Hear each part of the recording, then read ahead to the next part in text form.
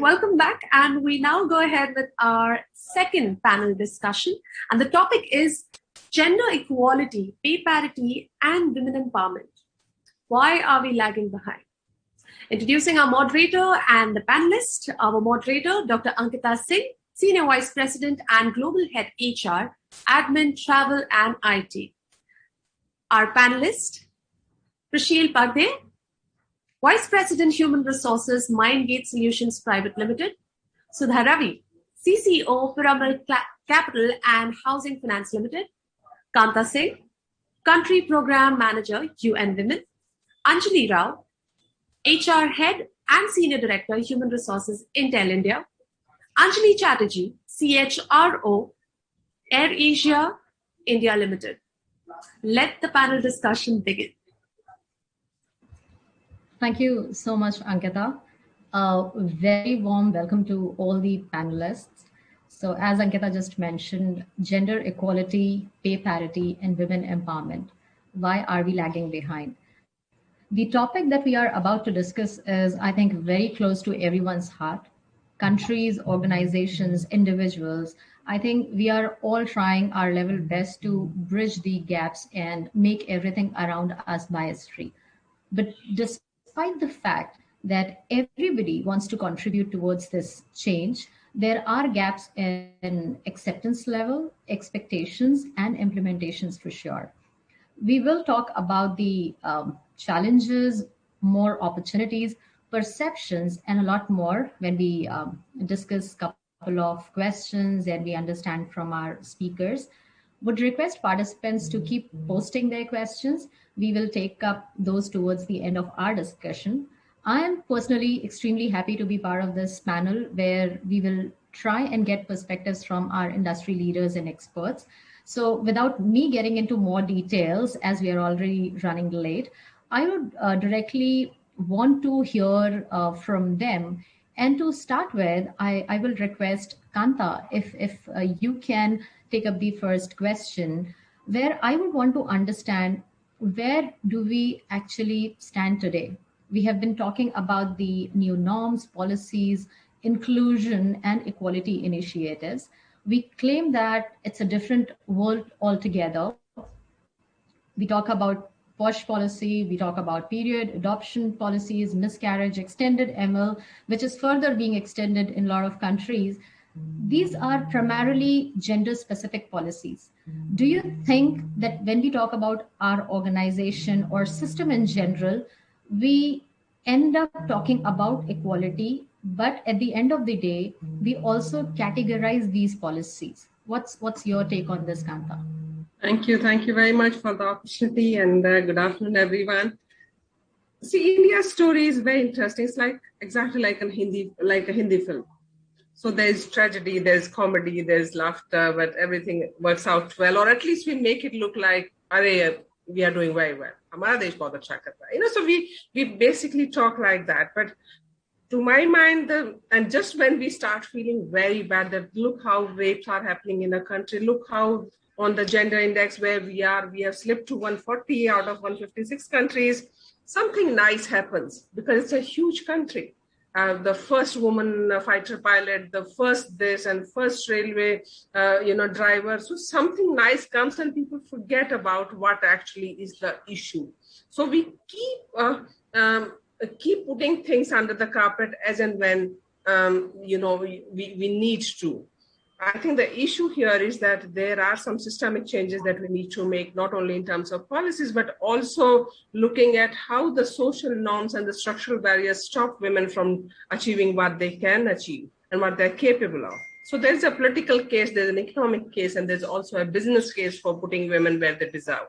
And I will just, because I know the time, and we discussed that yesterday, the major problem is that we don't have women in leadership positions. And even if they are in minority. So unless we have a critical mass of women leaders, we will not be able to raise women's issues at right platforms, and we will not be able to work towards them. Imagine countries like Iceland and Finland, where we are not talking about these issues that we're talking about: basic safety, basic health, basic nutrition, basic economic rights. They don't have to discuss these issues anymore. And I'm not saying there are no problems there, but the problems are more we walk towards them, we slip to 28 positions. So there's something fundamentally wrong in the way we are dealing with gender issues. Sure. Thank you, Kanta, for adding in. Anjali, if you would want to add in, Anjali Rao, what's your view on this? I'm happy to share my thoughts, right? Just to build on what Kanta was talking about, right? If you just look at statistics, and that itself is a powerful indicator if we really want to make data-based and data-driven decisions. We have about 48-ish% of our population where their representation of women, and if you were to look at the representation of women in the workforce, it drops to about maybe 28%. And if you were to compare that then with the stats for men, that's pretty high. It's about 82%.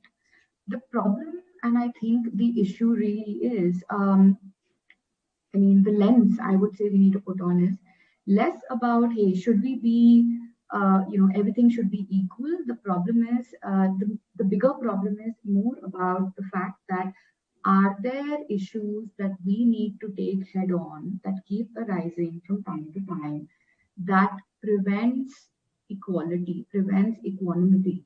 And when I say equality and equanimity, of course, it's between men and women, but it's also about being inclusive of several other nuances in the society. But let's just talk about men and women for this conversation, right? That's number one, right? Second, when we talk extensively about, hey, we need to be equal, right? Why aren't we talking about men's empowerment? Why are we talking about women's empowerment?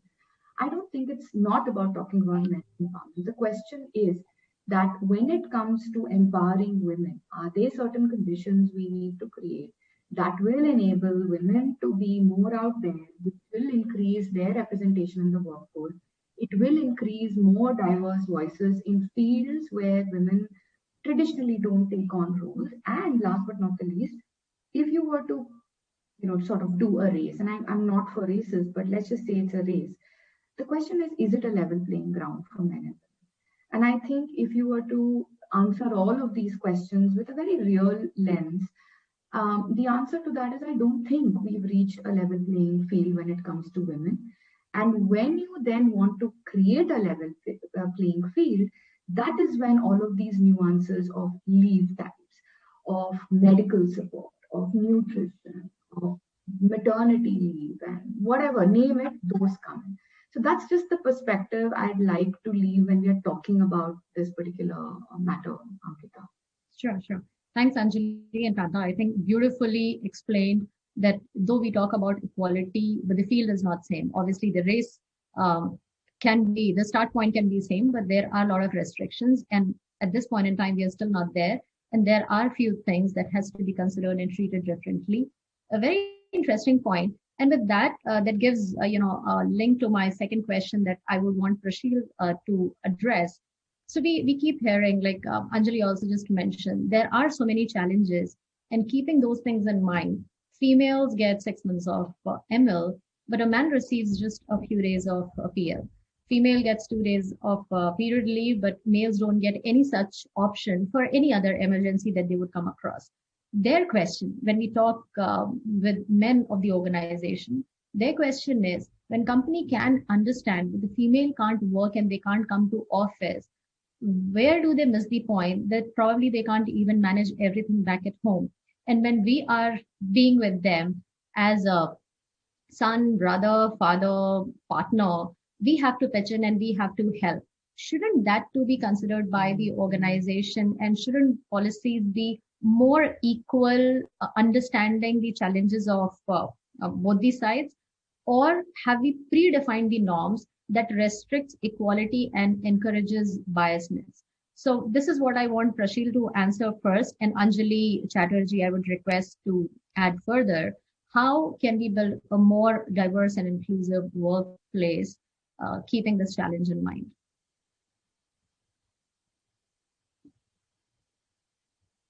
Prasheel? I mean, I guess when I was growing up in my corporate career, these questions didn't cross my mind. I was more responsible in trying to get my career on track. But honestly, what Anjali said, and I'm just taking forward from Kanta, the realization is striking in right now. I'm giving a male perspective to this dialogue rather than extending this.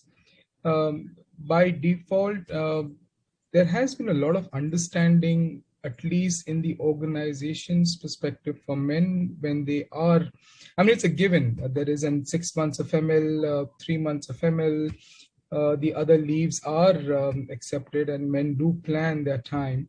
I guess over the past, I mean, my personal view is over the past 5 to 6 years, there has been a lot of sensitivity towards this from effective male population of the society in the organization, where if one needs to plan and get it through and support a colleague down to that level, I guess there has been a tremendous sensitivity towards that. So that is when you're talking about having it work, and by default, the genetic the genetic understanding of men is that he is a bread earner for the family. So making it work and accommodating the whole set of people along with him is pretty understanding. And this is purely after I read this question. I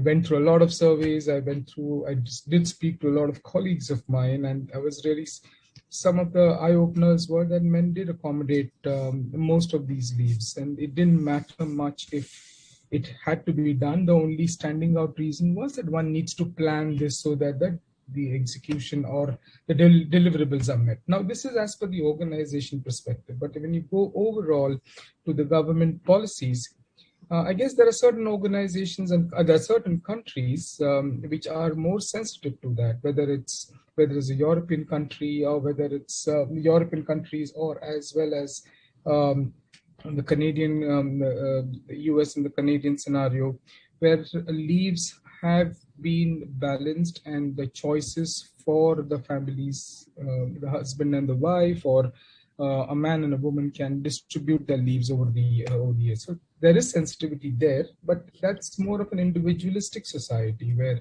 a husband and a wife are an individual group and they do not. In India, I guess we are still moving towards that. So the sensitivity towards these kinds of leave are still stretched. So the population at this stage is, in my opinion, is quite stretched.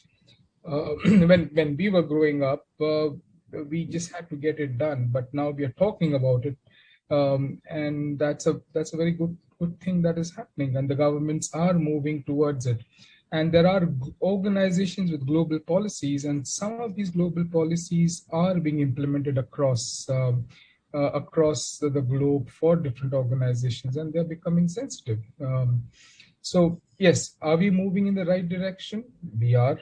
Is there a sensitivity towards this scenario? Yes, it is. Is the male population supporting this rather than negating it? I guess what I understand is the male population is supporting this because this is a given.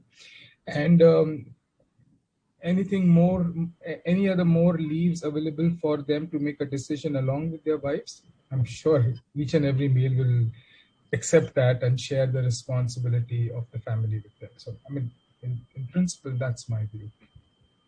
Sure, Prasheel. Probably we are not there, but already moving in that direction with more acceptance.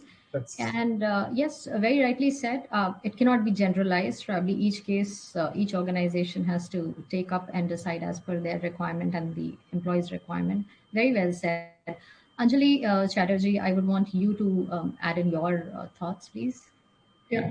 So, first thing first, I do hope, that the men and the boys in the home, contribute to household chores, whether or not the woman has periods or not. Yeah, that's one thing given. When I heard that question, that's the first thing which came into my mind. Having said that, there is a lot of biology over, because, when women have periods, they're not staying back to household chores, but basically the pain the body goes through. In my mind, and I've been thinking about diversity for many, many years, I think it's a socio-economic challenge. It's just not business, right? It's also important to note that there's a chasm which exists between the perceptions of the lives of men and women, and this has significant implications, right? So, for example, I give my personal example. My daughter is married and she stays in Canada, right? And she had a baby about 1.5 years back, and she along with her spouse together get 18 months of maternity leave. They both can decide, and that's the best way companies can do that. Between you all decide how you want to divide this 18 months.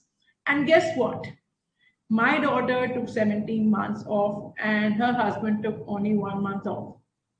I actually asked her this question. I said, because of this whole thing of diversity hearing, I said, how come, did you take less off and, give more time to your husband? And you know what she said? She said that, and they both are from the same college and they both passed out the same year, that he's earning much more than her. So it makes commercial sense that she takes a leave so that he brings in, the more money. So the point I'm trying to make is that this whole chasm which exists between the perception of men and women has got implication, and the biggest implication is unequal pay, right? So in spite of having the best of policies, and this is the most advanced policy you can get, you all choose what you can do, right? But still then is women takes a major time of the maternity off because of a perception, and there's not a perception, it's an unequal pay. So I think closing the gender gap is a journey which really requires us to take a path of removing the perception of women, of what women can do or should do or shouldn't do, and also creating a safer work environment, equitable work environment to have really true equality or equity of women. Just one point is, there are certain studies which also reveal that men are not so comfortable in availing of paternal leaves in Canada. And that's something my daughter told me. And that's what it's a culture of this masculinity that prevails in our society. And hence, there's some decision of what they think is a woman's work and what's maintained as who's a breadwinner, homemaker. So I think, as I said, it's not a business problem, it's a social economic problem which we need to look at. And it goes deep into thousands of years before, when women were the homemakers and men have really bring in the moolah, but which has to change. So that's why I said it's a journey, and that's my take on the question you raised. Sorry, I think both you and Prasheel, you talked about keeping it more personalized, because obviously each family would decide what's the best fit. And if at all we talk about organizations, probably they are doing their bit. They are taking up these cases on individual basis, and whatever best can be done, they are doing it. Generalized approach, I think it'll take much longer, because as you rightly said, Anjali, a lot of things depend on the culture and what we have already said in the last 100 or probably more than that years. So Anjali, the next question is to you again. What do we mean by women empowerment in this general neutral world that we wish to create with equal opportunity and capability-based pay? I'm not saying that we are not empowering men, but whenever we come across these trainings or any article, or when we generally talk, we hardly get to hear a session on men empowerment. You will hear women leadership, women empowerment, or leadership. Where is the gap, and what should be done to manage this gap? See, the reason, why we, again, my opinion, why we talk about women empowerment, not male empowerment, is because, again, the data, like Anjali Rao has said, right? Intel had done a research with the global management company called Zenova or something. And they found that in spite of, all these years, like Anjali said, there's only 30% representation of women in corporate India, and only 11% of them are senior women leaders, right? Even in the company boards, it probably increased from a 5 to 11 or 12% in the last 1 or 2 years. But again, this is thanks to a mandate of having at least one woman every board. So it's not really automatic. And so that's why, if you're going to have 40 to 49% of the population women, and in the companies at a senior level, 11%, you really need to work on women empowerment at the grassroots level, so that the women who are coming up into colleges, like we go to colleges 50-50, and they, as they move the corporate ladder, they probably start at 30-35% and they keep dropping off, right? And they drop off for various reasons.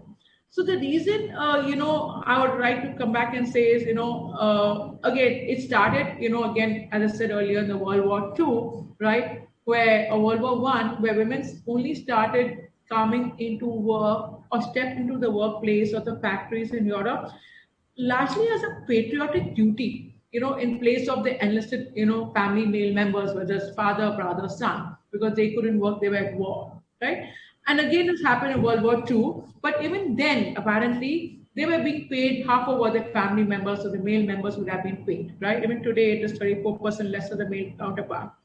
Now, and hence, women empowerment is really important. Again, when I say empowerment, is at the social and at the business level, right? How do you really help them, open up or speak up, right, at the family, at the family level with their fathers, brothers, and move on, and then help to, move up the corporate ladder. So though many companies have been running diversity programs, a few of us have really been looking at the social level.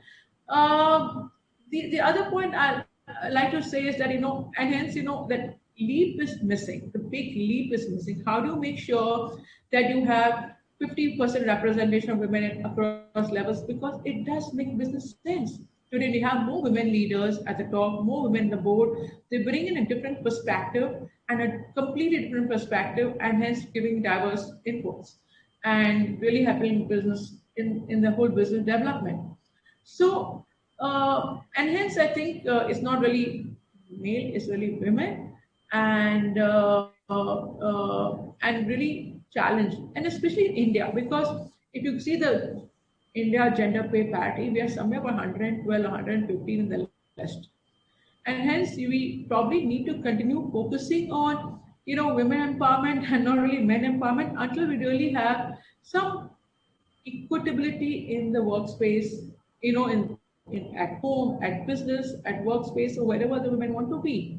And that's really my take on it. Sure. Thanks, Anjali. So as per you, we are still not there. Until the time that gap is built, we will have to focus on women-centric trainings, empowerment activities. Good. Kanta, if you can add what your organization is doing to bridge this gap, and what's your thought on the same question that I just raised? Thank you, Ankita. And let me just go back to what Anjali mentioned in the previous question. See the gender stereotyping, the way things happen when you take maternity leave and who earns more. And, when the same system continues, it impacts women more. Because if a man doesn't take leave, he also gets stereotyped that men don't take part in the unpaid care work, and particularly child rearing. So it also impacts women adversely when men don't take leave, and that cycle continues, and we have to be sensitive to that. That also means that women continue to face the same burden of unpaid care work, child rearing, whereas, other than giving birth to the child and breastfeeding, there's nothing that men cannot do. They can do equally well, and there are certain men who are doing this. And I know more than 15,000 women in Gurgaon have dropped out of workforce, and they were all in senior executive positions, to sit at home to take care of children, particularly during pandemic. The cycle has been continuing. Anjali Rao mentioned the data. We were at 37%, we came to 26%. Post-pandemic, we don't know where we have stopped. I think we are still dropping from the workforce. At entry level, there are women, because there are many women in higher education now. In fact, the number is almost similar in many states. We are also joining workforce, but we are preparing our girls for marriages. We are not preparing our girls for careers like we prepare our men. So the social sanction of dropping out of work is there. अगले वाले decide करेंगे, वो कर लेंगे फैसला, अब वो जो जैसा कहे वो कर लेना. We prepare our girls with these thoughts. So Anjali Chatterjee mentioned that it's a social problem as well. There is social problem. Also, the benefits of policies reach a small number of women. Just see how many women benefit from the maternity leave, if you just look at the data. So overall, 20% women in the formal paid work out of which they are in the small and small sector MSMEs where these rules don't apply. Only very few women are in that category that they are able to benefit from these schemes. So 80% of the women are still out of the coverage of the social security or social safety norms. So issues are many, and as UN Women, what we do, we work three ways. One is we work very closely with the government, whereas it's called intergovernmental support, where we provide technical assistance to the government on number of issues. We bring in good practices. We provide technical assistance to help them design, develop, implement policies. And we are very small in terms of the number of people but we work very closely with the state governments and also the central government. We also bring in good practices from outside, pilot them here and show it to the government that this can work if you put 1, 2, 3, 4, 5. We also take part in the global research, also like Intel does research. We also bring in our own research to complement or probably work together with several companies. We also engage private sector to bring in more women in the workforce. So sensitization of private sector as well as government officials on gender issues is a primary mandate other than the intergovernmental processes that we are here for. People like us I'm very passionate about grassroots women that Anjali was talking about. I work very closely with grassroots women to prepare girls and next generation of girls for formal jobs, because that also gives them safety cover. Because when women are working in an unorganized sector, they are not covered by any social security scheme. And we want to change that. We also want girls to study, not think of marriage as an achievement. Of course, it's a milestone in everybody's life, but it should be left to the girl if she wants to get married or stay in marriage. So we want women to make her actually empowered. We want her to be able to make her own decisions, her informed decisions based on her requirements and her needs. So that's what I said. Thank you, Kanta, for sharing all these practices. There is another point that I would like to add. I'm sorry, I'm eating a bit of a time. But in 3 organizations, large organizations, I ran these programs where we were supposed to build up women in the board level positions, and we did a plan to get them up. 3 separate large organizations when I worked for. 3 of the largest challenges that I faced was actually I had to set up one-on-one with each of these women, probably after the age of 35 to 32, 35 to 38, and actually counsel them, coach them, put them through a program and understand, because it's the choice that most of these women did at that point of time, stating the fact that I make a decision to look after my family, let my husband do what he has to do, but my son, he has his exams and I need to be there. I will look after my career later, not as of now. This was my largest challenge. 3 organization level of 1,312 women that I actually had to coach and mentor. I could convert around about 411 women to be a part of the program, but later I could not. So I'll leave it at that. It's when Kanta said that women make a choice, they do make a choice for a brighter aspects of their future. And this was definitely a challenge when people like us who forced this to make it happen face. I'll leave it at that. True. I mean, 411 is a humongous number. Oh, yes. So yeah, thank you. And but I didn't lose my hair. I'm sure. Thank you, Kanta and Prasheel, for sharing these initiatives. I'm sure it will help the participants. Sudha, would you want to add something to this point? Yeah, I did hear what Anjali, Chatterjee. I apologize for my voice again, but it just goes in and out.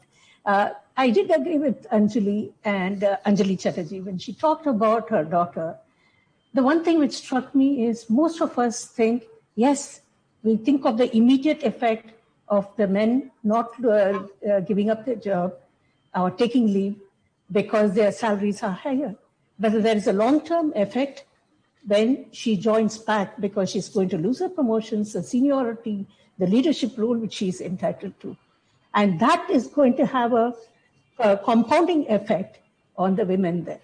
And that's something we don't seem to be telling them, educating them about.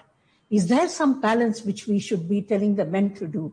I'm hoping that this COVID pandemic will allow the women, instead of just taking maternity leave for 17 months, to work from home and compensate by not losing their seniority or their prospects of going into the higher levels. But the impact is huge. By taking off, and I do appreciate what Prasheel has done, because it's very difficult to make them come back. Is it possible for them to adjust their timings? Could they have done that? I think that is something we should open up, train people to think in a different way instead of just taking off. Absolutely. Thank you. I think very well covered.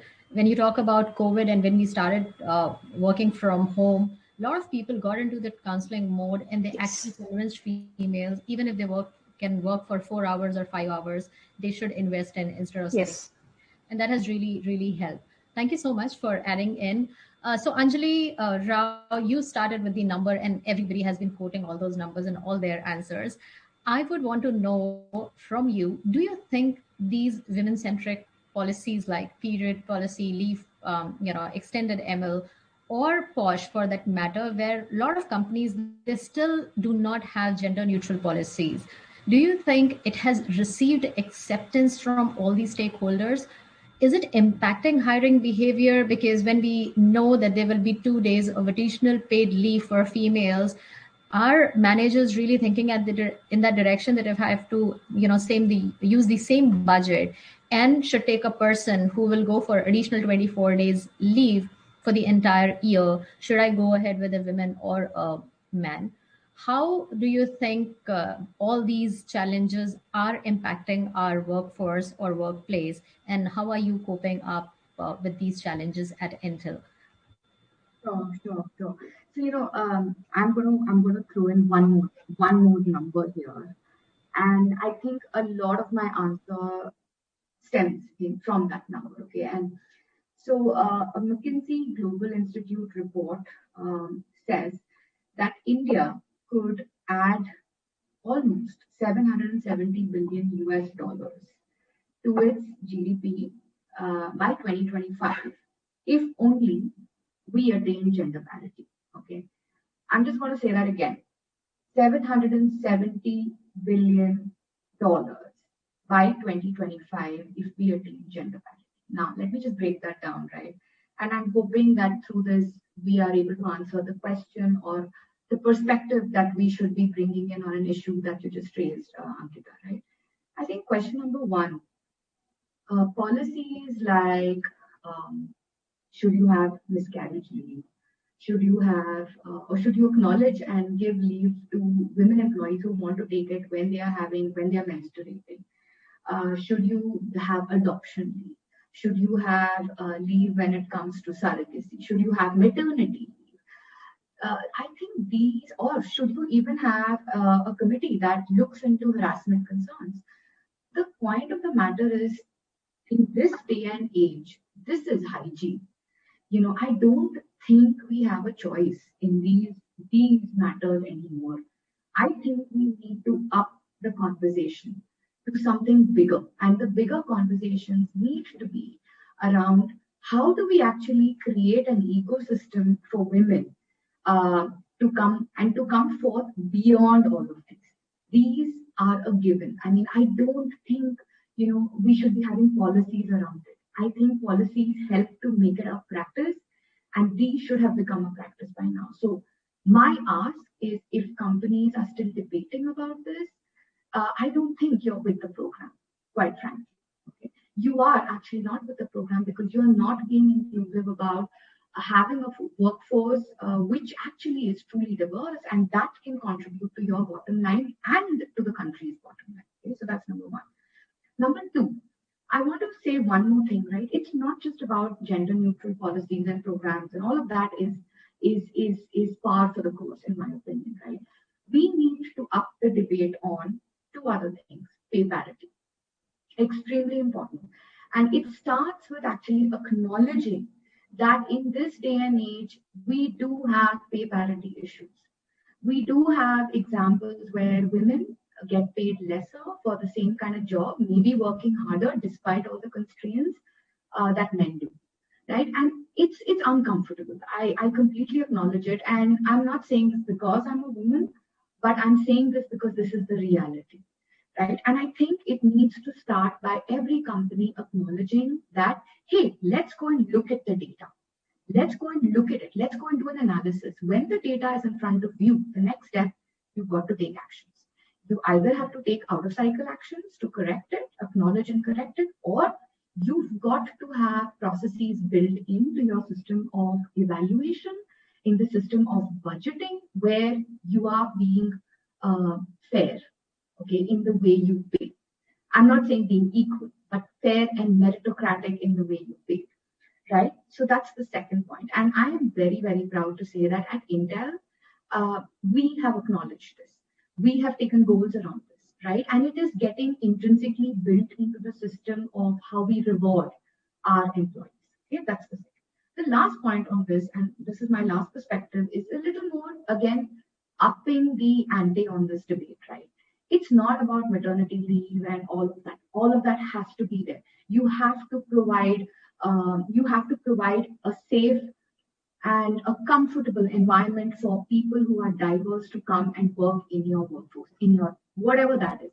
And in my opinion, I think that has to start at every level, Ankita and folks. In my view, you cannot make a change, you cannot attain parity goals, you cannot make the society and this world truly equal if you do not actually invest in a platform, invest in a thought process where everybody joins. It's not just about Intel going and hiring more women, right? It's not about X company doing more. It's about how can we join forces, right?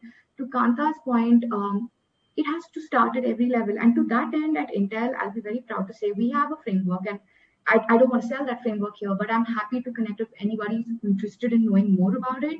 This framework is also focusing on things outside of Intel. It is about joining forces with several companies and several people who are passionate about this topic, who know that this needs to be done, and bringing them together to really look at how do we increase innovation quotient from women? How do we increase and support entrepreneurship for women?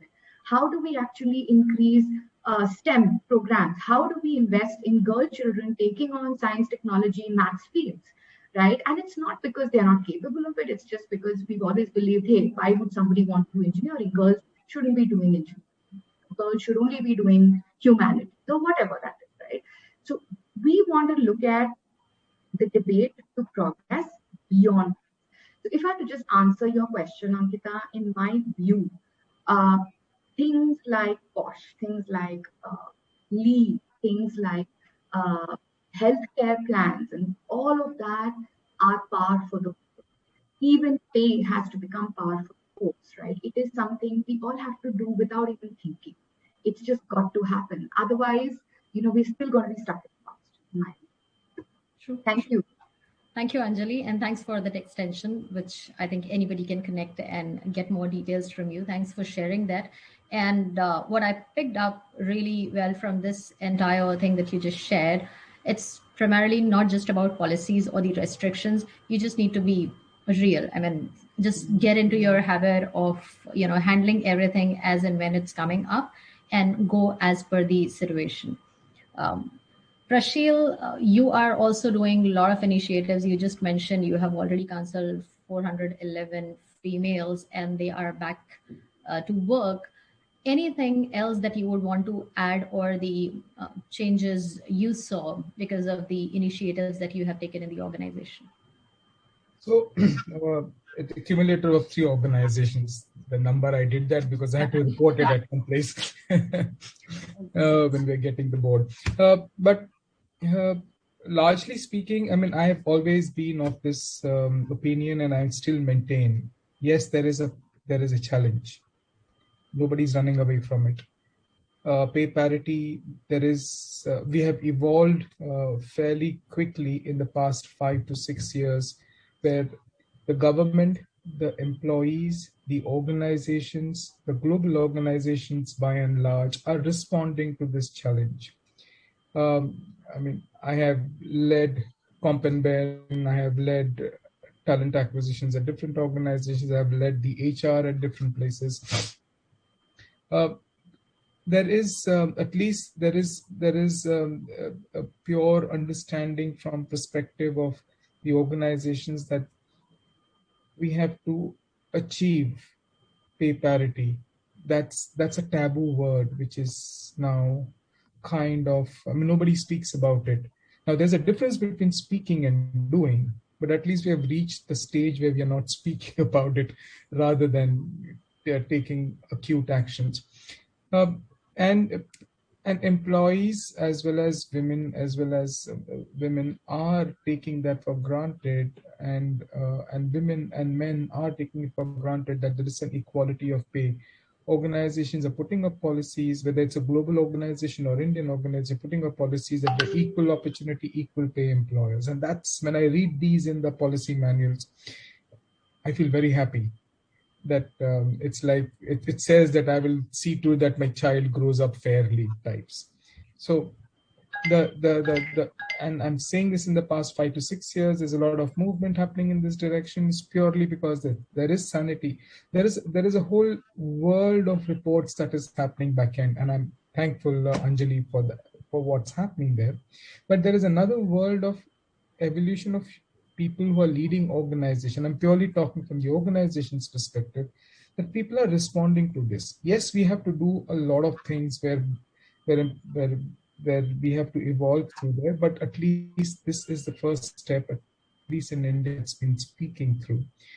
It's not it's a taboo word. What in Europe it's a taboo word, now in India it's also a taboo word. So I'm very hopeful. I mean, by default, I believe in the positive, and I'm very hopeful that we're going on the right track with the work which Kanta is doing, and Anjali, Chatterjee, and Rao are doing. I guess we're on the right track, and we'll go there. I'll live to see the better part of this over the years. That's what I feel. Yeah, that's being super positive. Good to hear that we are hopeful and we are trying to be real and more than that fair. So when we accept that challenges are there, but we are trying our level best to be fair to anybody and everybody who exists around us, I think that would solve 80% of our problem. Rest 20% government and a lot of organizations are already working on it. You all have been talking about pay disparity, which is probably one of the biggest problem when we talk about this entire issue. So my next question is to Sudha. Pay disparity obviously is a big issue, and India ranked 117th in terms of wage inequality in 2020. Like Anjali Rao initially mentioned, report says that 34% of the working women are paid less than the men for performing the same job with the same qualification. What are your views on this? Is there any disconnect in understanding, or this is the real scenario? Is it actually possible to achieve true equality for women in the workforce with this pay disparity being in picture? So I'm going to divide this into two bits. Primarily because of having worked in a public sector undertaking before coming into the private sector. So one of the advantages of being in a public sector is it is equal pay. You do get the same pay if you're in the same scale of your rank, as you put it. So there is no issue about the pay part of it. But what does get affected, the pay gets affected only in terms of you're not getting your promotion, you're not getting the correct positions where it will help you to go into the leadership role. For example, in most public sector undertakings, you will not be given the prime jobs, which will ensure that you will be going on the ladder to success. And hence, the problem comes about more on those issues rather than on pay parity. Okay. Then moving into the private sector is when I realized, oh yes, there is a pay parity. And I think it is also a problem primarily because I think as women, we don't realize, we don't fight for that pay change. I think by nature, we just accept it. And that's what I saw in my company, because you had the men coming and fighting and saying, no, I want this increment and I have done this, so you should be giving it to me. But women don't do that. And that's where the problem starts about. So this is where organized sector is concerned. But the pay parity, the 34%, all these figures is more in the unorganized sector. But the funny part is, if you look at the IT sector, which is supposed to be organized, which is supposed to be full of people who are aware of what is happening in the world, the pay parity is huge. It's more than 26% compared for the women. It's more in favor of men, actually. It is manufacturing sector, for example, is nearly 24% more for men. But these are sectors where educated people have gone in, who are aware of what they are entitled for, what they should be paid, and still we don't raise our voice. So when I did talk to a few men, and it is more because as in being in charge, you realize that women are not coming forth, and it is, okay, because I was a lady, I could understand the difference and give it to them. But not everyone are going to give it unless you bring it to their notice. And hence, my emphasis even earlier was on getting women into the leadership role, because they understand that these people should be treated differently or looked at in a different angle. The strange part in India is the diversity. You have the government actually having supported you in this pay parity. You have all your constitutional laws, whether it is Article 38.2 or 39, and you have also the equal remuneration law and the code of wages. But it's all in writing there. Actual implementation, actual seeing whether it's happening, that has not happened. And that's typical of India. That's what I find. And I like what Kanta has been doing and what she has been telling, because that unorganized sector is where the maximum pay parity is coming from. Because there again, women have dual responsibilities of their doing their work more at home, and hence the pay parity is huge between the women who are actually doing much more job. And even in the organized sector, as much as in unorganized, I strongly believe that women have to work twice as much more to get noticed, to actually achieve that success and get the pace. I would like to stop here. I'm losing my voice, Ankita. I would like you to take. Sorry. No worries, no worries. Can you take over? Because yes, thank you. Thank you for adding in, and we are really thankful that you managed to join, and we so much wanted you to be there. What I understand is, definitely the problem exists, but more than that, if at all there is a possibility of reducing that gap, is through training, counseling, where we try and tell females that you have to ask for your worth and they have to be prepared for it. Prasheel, I would want you to add in to just what Sudha said. I mean, honestly speaking, I'm resonating what Sudha is saying. She broke it down into two parts. I would have done the same. Yes, the evolution apparently happens. We have, beautifully we write down grades and systems and succession planning and we do a fantastic investment of time in getting the steps in order, but it can only work when it's probably not men asking for it, but it's probably at some stage what is the life cycle and where does it lie low. And I think so that's the base problem, where it's the acceptability. I am accepting what is given in for me as of today. When I have to, by default, I would be coaching most of these women and say, it bothers them, but should you be doing it? Why don't you go and have a conversation? Let's get there are forums and processes which we can follow. Sure. I will give it a try next year, is the common answer that I received at least. I'm fine, but I'll work hard next year. And it's the slippage of time and the slippage of understanding, which is, I've seen women who have been absolutely fantastic in the kind of outputs that they have given. So the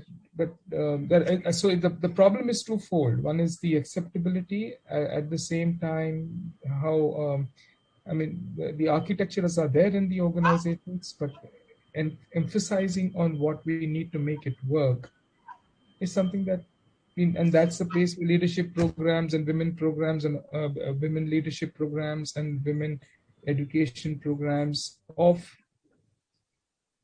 taking what you need. And I'm speaking as low as possible, but I'm really mentioning this. I would really want them to speak as hard as possible for the achievements that they have done. And that has been my highest observation when I got involved into this. Okay, I'll leave it at that. I would not talk much. Thank you. Thank you so much for adding in. Yeah, I think very, very valid points put by everybody. Kanta, Anjali Chatterjee, Anjali Rao, Sudha, Prasheel. Thank you so much for your time. I wish we had a little more time, but we have time constraints. So we'll have to wind up our session. People can be reached out directly. Ankita, before I hand it over to you, Anjali has already extended help, and each one of us is available to discuss it further. You can connect individually. Once again, thank you to all our panelists for your time and for your insights. It was wonderful being here and sharing this screen with each one of you. Thank you so much. Thank you. Take care. We'll connect. Take care. Thank you. Thanks.